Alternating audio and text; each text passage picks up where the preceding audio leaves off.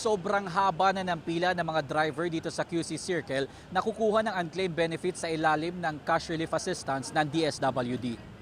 Mula Commonwealth Avenue, halos umabot na sa bahagi ng Visayas Avenue ang dulo ng pila na makukuha ng 5,000 pisong cash aid sa DSWD ngayong araw sa Quezon Memorial Circle. Ayon sa mga tauhan ng QC Traffic and Transport Management Department, alas 3 pa lang ng madaling araw kanina, mahaba na ang pila. Kabilang sa mga maagang nagtungo rito ang tricycle driver na si Aldrin Rosario na galing pa raw ng Urbistondo, Pangasinan.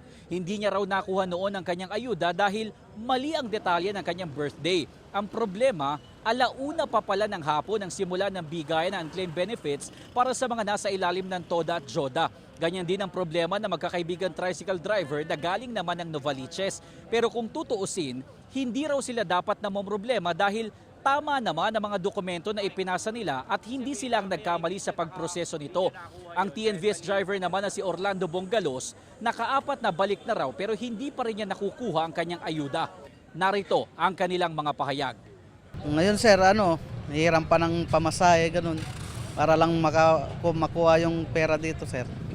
Sana po makuha na po lahat yung dapat makuha dito, yung kailangan para sa pamilya, 5,000 po. Di ba dapat mabase sila sa lisensya?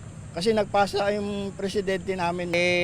Ang sabi kasi nila, nung unang pumunta ko dito, sabi nila sa mga jeepney, 127, bumalik ko ng 30. Wala daw, antayin ko daw yung announcement ng LTFRB. Tapos, kahapon pumunta ko dito, wala naman yung pangalan ko sa list ng computer na. So pumunta pa ako ng LTFRB. Sabi nila, napabilang na ako sa delivery.